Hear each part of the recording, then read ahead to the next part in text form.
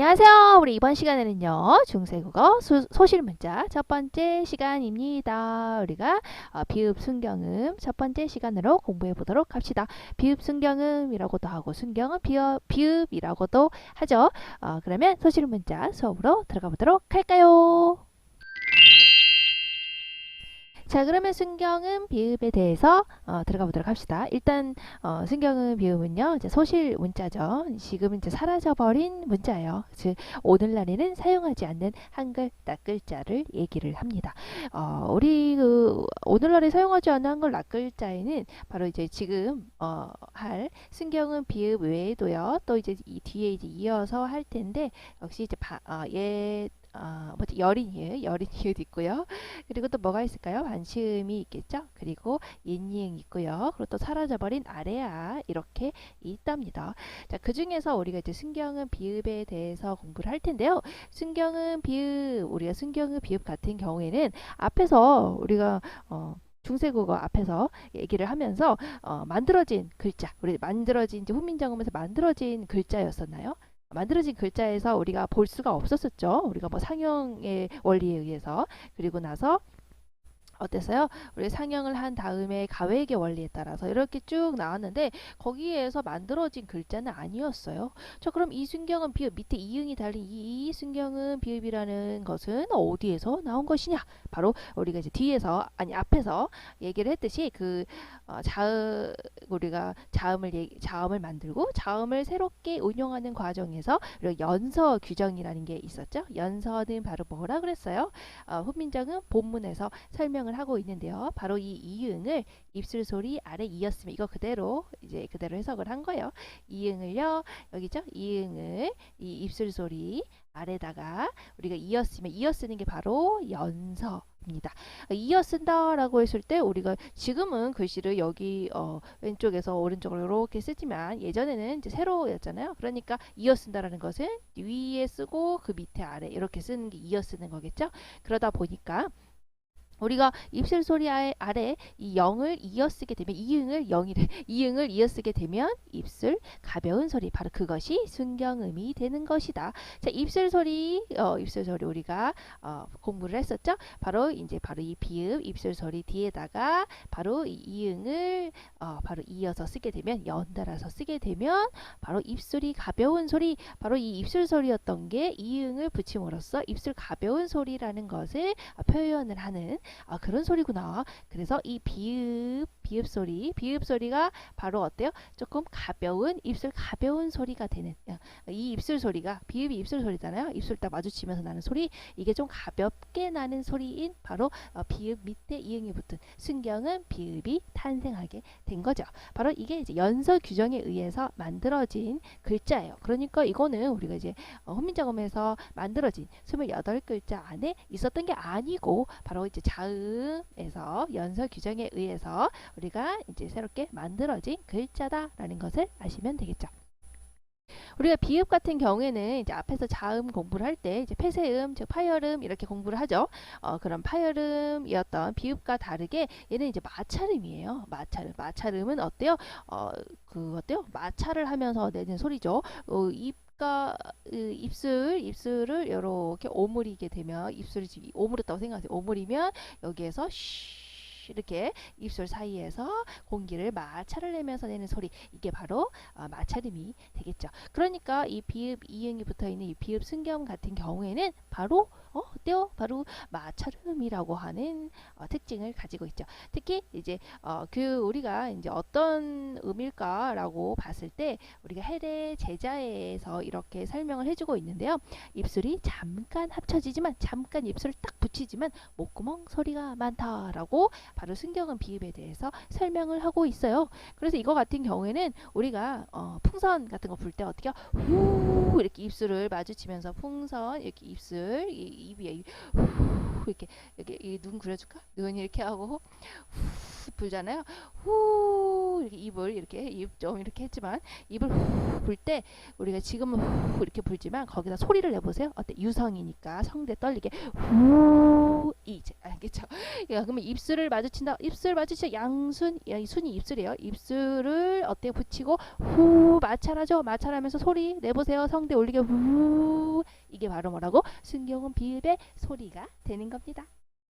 자, 이 순경은 비읍은요, 바로 어떤 분포에서 나타날까라고 했을 때, 이제 결론적으로 얘기를 하자면 바로 유성적인 환경에서 나타나게 된다라고 하는 게 분포 환경이에요. 그래서 보시면 모음과 모음 사이, 그쵸? 유성, 그쵸? 그래서 우리가 보시면 사비 이렇게 했을 때 바로 모음과 모음 사이에서 뭐 어때요? 순경은 비읍, 그쵸? 자, 리을과 모음 사이, 리을과 모음 사이, 리을과 그쵸? 글발했을 때 리을과 모음 사이에서 순경은 비읍. 그러니까 어때요? 얘네도 다 유성 음이죠. 그리고 어때요? 이거 반치음, 자 반치음하고 모음 사이에서 우프리 이렇게 해서 나타나게 되더라라고 했을 때 전부 다 어디 사이에서 바로 모음과 모음 그리고 리을과 모음 어쨌든 반치음과 모음 전부 다 이 반치음도 뒤에서 이어서 하겠지만 반치음 역시요. 우리가 이것도 역시 유성적인 환경에서 나타나는 음이죠. 반침 역시 우리가 승경은 비읍처럼 바로 무엇이냐면 유성 마찰음이에요. 자, 그러니까 이것도 어때요? 유성 마찰음이니까 어때요? 유성음이죠. 그리고 모음 유성음이죠. 요 사이에서 나타나게 되니까 승경은 비읍은 역시 유성적인 환경에서 나타나는 거구나. 다른 예를 봐도 다 역시 있죠? 모음과 모음 사이, 그렇죠? 저 모음과 모음 사이, 모음과 모음 사이, 전부 모음과 모음 사이 뭐 다 똑같죠? 이런 사이에서 일어나게 되더라. 결론적으로 유성적인 환경에서 성대가 떨리는 유성적인 환경에서 나타나더라. 순경은 비읍이요. 자, 그러면 우리가 이것을 통해서 알 수 있는 게 무엇이냐? 유성적인 환경에서만 나타난다는 거예요. 이 음이요. 그 얘기는 뭐예요? 쓰이는 범위가 상당히 좁구나라고 하는 것을 알 수가 있겠죠. 자, 쓰이는 범위가 좁다. 그 얘기는 뭐예요? 굉장히 쓰기가 좀 까다로운 그런 음이네요. 그 얘기는 어때요? 자주 쓰기 어렵다. 그 얘기는 결과적으로 좀 쓰기 어렵죠. 그러니까 결과적으로 좀 사라지고 말겠다. 얼마 못 쓰이겠구나 라는 것을 우리가 알 수가 있겠죠. 그래서 결론적으로 순경은 비읍은 점차 소실의 단계를 거치게 된답니다. 왜냐면 쓰이는 범위가 너무 좁아. 사용하기가 너무 어려워. 그렇죠. 그러다 보니 점차 사라지고 있는 그런 의미였구나 라는 것을 알 수가 있답니다.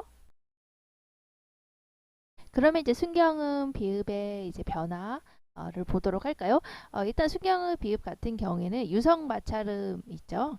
유성 마찰음 우리 순경음 비읍 있고요. 그리고 또 뭐가 있냐면 반치음이 있고요. 그리고 옛니응 이렇게 있는데 자, 이런 유성 마찰음 15세기 한국어에서는 이런 유성 마찰음이 존재했다라는 게 이제 좀 특징이에요. 근데 이 유성 마찰음들 중에서 가장 먼저 사라지게 됩니다. 그래서 유성 마찰음 중에서 우리 순경은 비읍이 가장 먼저 사라지게 되고요. 이제 여러 가지 얘기가 있긴 하지만 어쨌든 이제 결론적으로 순경은 비읍은요. 결국에 뭐로 변화했냐? 바로 반모음 오우로 반모음 오우죠. 반모음 오우로 변했다라고 하는 게 여러분들이 확인할 수 있는 거예요. 그래서 순경은 비읍은요. 반모음 오우로 이제 나중에 이 음소가 이렇게 변하게 됩니다. 언제? 15세기 중엽이에요. 그리고 아까도 말했듯이 나타나는 환경이 유성음 사이에서 나타나는 거니까 굉장히 어때요? 분포가 제한돼 있죠. 발음하기가 어렵죠. 그래서 그 결과 이렇게 있다가 결과적으로는 순경음 비읍은 사라지게 됩니다. 그래서 순경음 비읍 같은 경우에는 혼민정음이 창제된 15세기 중엽이 아무래도 순경음 비읍이 있었던 아주 마지막 순간이다라고 볼 수가 있어요. 우리가 이제 다른 책에도 뭐 이렇게 순경음 비읍을 찾아볼 수 있지만 우리가 이제 혼민정음에서 해례, 용자례에서 보시면은 우리가 이제 아까 앞에서 봤던 예시 중에 있죠. 사 이렇게 돼 있었던 거. 자, 이 예시가 요게 바로 훈민정음의 바로 해례 용자례에 한 번 기록되고 있다. 라는 것만 나타나 있어요. 그래서 이거 보시면은 이제 결과적으로 점차 이제 순경은 비읍이 사라지고 있기 때문에 이게 살려져 있는 문헌도 점차 사라지게 되죠. 그래서 훈민정음이 창제된 15세기 중엽이 결과적으로 이거 하나 써 있다잖아요. 그러니까 이거 하나 써 있는 거 보니까 그렇구나. 순경은 비읍 사라지고 있는 중이었구나. 그러니까 순경은 비읍이 아주 존재했던 그 마지막 순간이 바로 훈민정음이 창제된 그 15세기 중엽이구나 라는 걸 알 수가 있죠. 구체적으로 얘기를 하자면 1950년대까지 이렇게 나타나고 있었구나. 15세기 중엽 그쵸? 1950년대까지 있었구나. 승경의 비읍은. 그리고 이제 15세기 후반이 되면은 이제 모습을 이제 보이지 않아요. 더 이상 이제 나타나지 않습니다. 결과적으로 이제 승경의 비읍은 이제 소멸되기 시작을 하죠. 그래서 우리가 보시면 문헌에서는 이제 세조 때 문헌에서부터 이제 전면적으로 이제 사라져 가고 있구나라는 걸 알 수가 있어요. 그래서 세종대왕이 살아계시고 그리고 나중에 이제 세조 때 있었던 그 문헌부터는 사라져가고 있구나 라는 것을 여러분들이 기억을 하시면 될 것 같습니다. 나중에 이제 얘기를 할 거지만 사이소리 표기에서도 우리가 순경은 비읍이 사용이 됐어요. 사이소리 표기는 좀 이따가 나중에 또 다시 하나 이제 크게 챕터를 만들어서 그때 하도록 할 텐데요. 일단 이제 우리가 현대국어에서는 이제 합성명사에서 그 앞에 있는 선행어에 받침이 없을 때 사이시옷이 사용이 되죠. 두 명사가 이제 합쳐져 가지고 어떤 소리가 이제 덧날 때 그것을 표현하기 위해서 소리가 덧나고 있는데 이것을 표현하기 위해서 쓰는 그 사이소리 표기로 우리가 이제 순경은 비읍을 사용하기도 했다라는 거예요. 그래서 뭐 여러 가지가 있는데 이 당시에도 이제 순경 비읍만 쓴 게 아니고 뭐 반치음도 쓰고요. 예. 그리고 이제 여러 가지 뭐 이런 거 기읍, 디귿 그리고 순경은 비읍 그리고 뭐 여린이 쓰고요. 그리고 이제 뭐 반치음도 쓰고요. 이렇게 썼어요. 다양하게 썼는데 이제 나중에 이제 결국에는 쭉 일반화되지 못하고 이게 너무 이제 다양하고 이게 하다 보니까 이제 일반화되지 못하고 나중에는 이제 시옷으로 결국에 이제 통일이 되게 되죠. 어쨌든 이제 사이소리를 표기하는 것으로 우리가 이제 순경은 비읍을 사용했었구나. 이제 어떤 환경에서 순경의 비읍이 사용되는지는 나중에 이제 사이소리 표기에서 좀 더 자세히 하도록 할게요. 여기서는 이제 어쨌든 순경은 비읍이 중세에 사이소리를 표기하는 데서도 사용됐었구나 정도를 여러분들이 아시면 될 것 같습니다. 자, 그러면 순경은 비읍이 이제 어떻게 변화했는지 변화 양상을 보도록 할까요? 크게 이제 세 가지로 이제 정리를 할 수가 있는데요. 첫 번째는요, 후행 모음이 그러니까 순경은 비읍의 변화는요, 뒤에 붙는 이제 모음이 이제 어떤 거냐에 따라서 이 순경은 비읍이 변화가 이렇게 세 가지로 이제 분류를 할 수가 있어요. 첫 번째는 이제 가장 우리가 이제 보편적으로 나타나는 경우죠.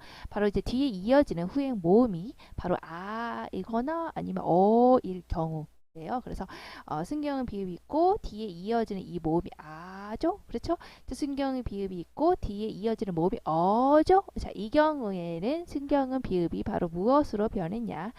순경은 비읍이 바로 반모음 오우로 변하게 돼요. 반모음 오우. 그죠? 자, 여기 같은 경우에 반모음 우로 변했죠. 어떤 거가 이제 오로 변했냐라고 봤을 때 뒤에 이어지는 후행 모음이 바로 이제 양성 모음인 경우에는 같은 이제 양성 모음 계열의 모음인 오로 그리고 뒤에 이어지는 후행 모음이 어라고 하는 음성 모음인 경우에는 바로 앞에 있는 순경은 비읍도 같은 음성 모음의 계열인 우로 이렇게 변하게 되죠.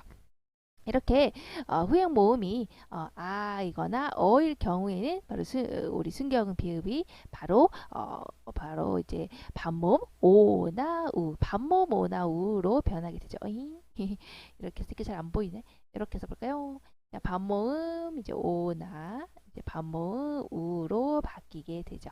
근데 이렇게 반모음 오나 우로 바뀌는 경우에는 우리가 이제 체형 내부에서는 변화를 좀 확인하기가 어렵다고 합니다. 그래서 이제 나우 체형 내부에서는 이제 변화하는 그 모습이 굉장히 복잡해서 바로 순경은 비읍이 반모음 오우로 변화하는 것에 대해서 확인하기가 쉽지 않지만 우리가 용언이 활용하는 경우 있죠. 어간과 어미가 합쳐지는 그런 이제 용언의 활용형에서는 바로 이제 순경은 비읍이 바로 반모음 오우로 변하는 변화 양상을 좀 더 분명히 확인할 수 있다. 이렇게 또 보시면 되겠죠. 또 후행 모음이 어떻게 되느냐에 따라서 또 달라져요. 후행하는 모음이 바로 아래아일 경우나 또 의일 경우에는 이제 앞에 있는 순경음 비읍이 바로 아래아하고 순경음 비읍이 합쳐져서 또 아래아하고 순경음 아니 아래아가 아니로 의하고 순경음 비읍이 합쳐져서 바로 오가 되거나 우가 된다라는 거죠. 예시를 보면 금방 알 수가 있겠죠. 보시면 아래아 같은 경우에 여기다 있죠. 아래아가 있고 그리고 앞에 이제 순경음 비읍이 올 경우에는 두 개가 합쳐져서 어떻게 된다라는 거예요? 오로 이렇게 변하더라. 자, 그리고 이제 의가 오고요. 위에 이제 또 순경음 비읍이 오는 경우에 앞에 이제 순경음 비읍이 오는 경우에 두 개가 합쳐져서 우로 변하더라라고 하는 거. 역시 알 수가 있겠죠. 역시 이제 아래아가 양성 모음 계열이니까 이제 오로 변했구나. 의가 바로 음성 모음 계열이니까 이제 두 개 합쳐져서 우로 변했구나. 이렇게 여러분들이 생각할 수 있을 것 같아요. 이렇게 변화하는 것은 이제 개론서를 보니까 순경음 비읍이 이제 일단 바로 순경음 비읍이 일단은 변화하면서 바로 뭐냐 바로 반모음 오우죠. 반모음 오우로 먼저 이렇게 변화했다가 반모음 오우 있죠. 반모음 오우 먼저 변화했다가 그런 다음에 뒤에 이어지는 그러니까 여기서는 이제 반모음 이제 뭐가 되겠어요? 우가 되겠죠? 반모음 우로 먼저 변화한 다음에 이 반모음 우가 뒤에 이어지는 의하고 만나서 이게 축약돼서 얘랑 축약을 해서 우가 됐구나. 그러니까 반모음 우로 변한 다음에 얘가 의랑 합쳐져서 얘가 축약이 돼서 우가 됐구나라고 설명하기도 해요. 그렇구나. 그냥 그런 게 있구나. 이렇게 생각하시면 될 것 같아요. 이 경우도 역시 똑같아요. 이 순경음 비읍이 바로 반모음 W, 반모음 오나 우로 변하는 거겠죠. 이 경우에는 반모음 오가 됐다가 이것이 뒤에 이어지는 아래아 있죠. 얘랑 합쳐져서 얘랑 축약이 돼서 바로 뭐가 됐다. 오로 변했구나. 이렇게 해석하기도 하더라라는 거. 그냥 그렇구나. 이런 견해가 있구나. 이렇게 생각하시면 될 것 같아요. 그냥 이제 간단하게 순경음 비읍이 뒤에 음모음이 오는 경우에는 두 개가 합쳐져서 우가 되고요. 그리고 순경음 비읍이 아래아가 뒤에 후행모음으로 오는 경우에는 두 개가 합쳐져서 오가 되고요. 이렇게 여러분들이 이해를 하시면 될 것 같습니다. 또 순경음 비읍이요. 모음 이 앞에서는요. 좀 복잡해요. 이제 두 가지의 경우로 변화를 했는데요. 바로 이제 뒤에 있는 후행모음 이가 파생 전미사일 경우에는 바로 순경음 비읍이 탈락해 버린다라는 거예요. 그래서 보시면 이제 가까비가 가까이 그러니까 여러분들 이 표시를 보면 이게 이제 크다가 아니고 얘가 얘로 변했다라는 거예요.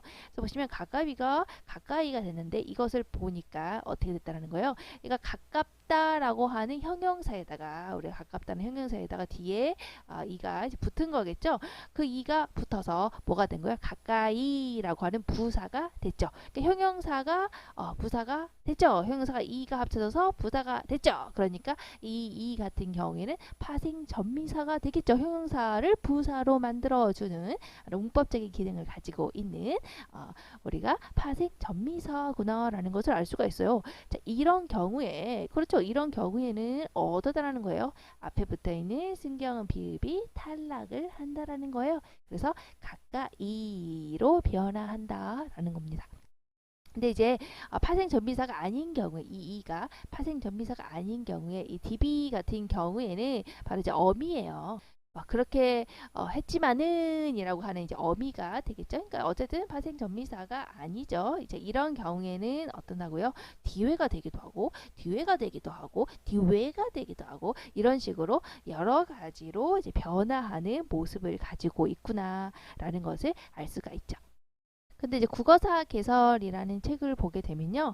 바로 이제 파생 전미사 하고 이제 그런 설명보다는 이렇게 얘기를 하고 있어요. 바로 순경음 비읍과 이제 이가 이렇게 만날 경우에는 바로 위로 변하거나 이로 변했다라고 이렇게 설명을 하고 있어요. 그래서 위로 변하거나 이로 이제 변했는데 그래서 여기서 말하는 이제 이로 변하는 경우에 바로 이로 변한 건 바로 이거겠죠. 가까이로 변한 요 경우를 얘기하는 거겠고 이 위로 이제 변하는 경우를 설명을 하면서 이제 이거를 설명을 해주고 있거든요.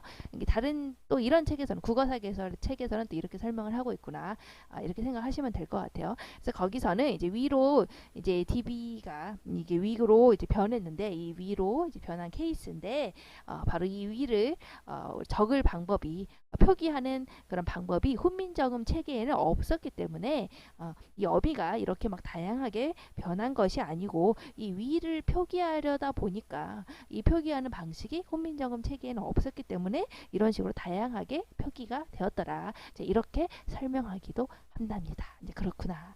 이렇게 생각을 하시면 될 것 같아요. 어쨌든 이렇게 세 가지로 변했구나. 그리고 가장 이제 보편적으로 우리 얘기하는 것은 바로 후형 모음이 아나 어일 경우에 반모음 오로 변하는 순경음이 가장 이제 대표적인 케이스겠죠.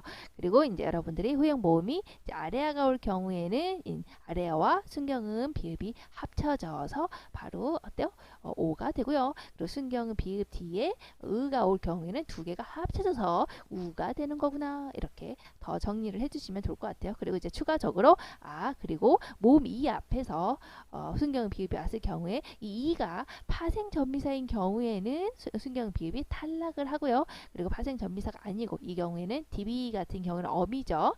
그렇지만은 이라고 하는 의미를 가진 이렇게 어미일 경우에는 바로 이렇게 다양한 방식으로 순경 비읍이 변화했구나.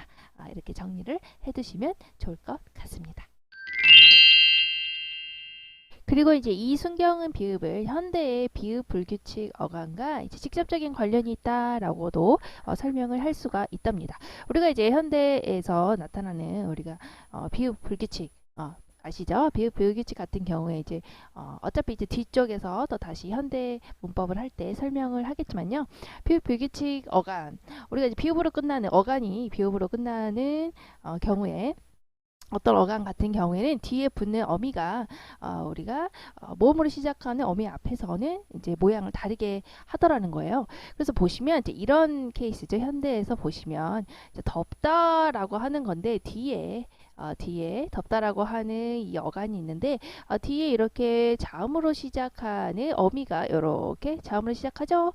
자음으로 시작하죠. 자, 이런 경우는요 변하지 않는데 뒤에 이제 모음으로 시작하는 이제 어미가 붙을 경우에 덥다에다가 어가 붙는다든지 덥다에다가 은이가 붙는다든지 이런 식으로 우리가 모음 어미가 붙을 경우에 앞에 있는 덥이 바로 이렇게 모양을 바꾸더라는 거예요. 그래서 우리가 비읍 불규칙 어간이라고 이제 현대 문법에서 얘기를 하는데 자, 이 현대 문법에서 얘기를 하는 비읍 불규칙 어간과 지금 얘기하는 순경 비읍이 직접적으로 관련이 있다라고 이제 설명을 할 수 있다라는 거예요.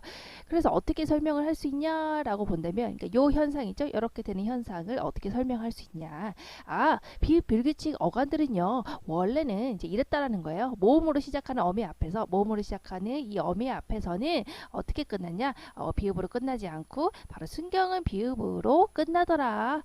라는 거예요. 예전에 이렇게 끝났다는 거예요. 그래서 순경은 비읍으로 이렇게 끝났다는 거예요. 덥 이렇게 하고 뒤에 이제 어가 이렇게 붙었다라는 것이죠. 여기도 덥 이렇게 순경 비읍으로 이렇게 끝났다라는 거 설명을 할 수가 있다라는 거예요. 그리고 자음으로 시작하는 어미, 자음으로 시작하는 어미, 이제 고죠. 고로 시작하는 어미 앞에서는 이제 비읍으로 나타나더라. 라고 설명을 할 수 있다라는 거예요. 그래서 모음으로 시작하는 어미 앞에서는 순경은 비읍으로 끝났고, 자음으로 시작하는 어미 앞에서는 비읍으로 끝났더라. 그러다가 우리가 어때요? 순경 비읍 점차 소멸하게 됐죠. 소멸하는 과정에서 어땠어요? 바로 이 경우에는 순경 비읍과 뒤에 어로 시작하는 어미가 붙었죠. 자, 그러면 어로 시작하는 거 붙을 경우에 뭐로 변한다 그랬어요? 바로 반모음 오우로 변한다고 했죠. 그래서 반모음 오우로 변해서 얘가 이렇게 합쳐져서 더어가 된 것이죠. 자, 그리고 이 경우에 더분이 했을 때 덥과 이제 은이가 합쳐지게 됐죠. 자, 그러면 은이가 이렇게 합쳐졌을 때 이 경우에는 또 어떻게 되는 거예요? 우리 순경은 비읍이 의와 만났을 때 뭐라 그랬어요? 두 개가 합쳐진다 그랬죠. 그래서 의랑 합쳐져서 얘랑 합쳐져서 뭐가 된다 그랬어요? 얘랑 합쳐져서 우로 변한다라고 했죠. 그래서 얘랑 합쳐져서 우로 변해서 더 운이가 된 거구나 이렇게 설명을 할 수가 있다라는 거예요. 아시겠죠? 자, 그래서 우리가 이제 현대 불규칙, 비읍 불규칙 어간이 이렇게 왜 비읍 불규칙으로 활용을 할까라는 그 설명에 대해서 앞에 이제 순경은 비읍으로 원래는 모음 어미가 있을 때 앞에 순경은 비읍으로 끝났고요. 자음으로 시작하는 어미 앞에서는 우리 비읍으로 끝났더라. 그리고 이 순경은 비읍이요 소멸의 과정을 거치게 되면서 어랑 합쳐진 어를 만났을 경우에는 반모음 으로 변하고 반모음 오우로 변하게 되고요. 이 경우에는 이제 반모음 우로 변했겠죠. 뒤에 있는 모음이 바로 음성 어이기 때문에. 그리고 우리가 또 순경은 비읍이 으랑 합쳐지게 되면서 우로 변하게 되더라. 그렇구나. 그래서 더워 더우니 이런 식의 불규칙 활용과 연관이 있게 되는 거구나. 이렇게 이제 우리 비읍 불규칙 어간과 우리가 순경은 비읍을 연결해서 설명을 할 수가 있답니다. 그리고 이제 현대 불규칙 어간과 관련해서 계속 이어서 보시면은 우리가 이제 15세기 국어, 그러니까 중세 국어에서는 이제 이런 형태였다라는 거예요. 그래서 자음으로 시작하는 이제 어미가 이렇게 왔을 경우에는 이제 비읍이 오게 되고요. 뒤에 이제 모음으로 시작하는 이제 어미가 왔을 경우에는 이제 순경은 비읍이 이렇게 왔다라는 거예요. 그래서 우리가 이제 지금 이 형태가 이제 지금은 이렇게 됐잖아요. 그래서 지금 이제 현대 국어에서는 자음이 오게 되면 이제 덥다, 덥고 해서 비읍이 그대로 어간이 유지가 되다가 이제 모음 어미가 오게 되면은 우리가 이제 이렇게 불규칙적으로 이렇게 변하게 되죠. 그래서 덥다 덥고가 더우니 더워서로 이제 변하게 되더라라고 해서 현대국어에서는 비읍 불규칙으로 우리가 얘기를 하고 있죠. 그런데 우리가 비읍 불규칙으로 얘기를 하고 있지만 우리가 이제 중세 15세기에서는 이렇게 변하는 거 있죠.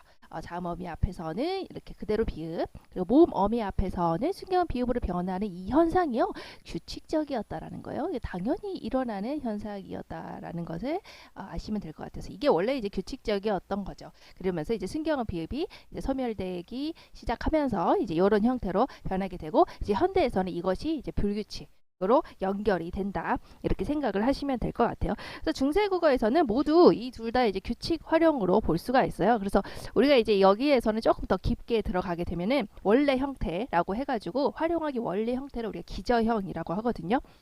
그래서 원래 형태가 원래 이런 형태 아니었냐, 원래 순경의 비읍이 있었던 형태 아니었냐라고도 말할 수 있죠.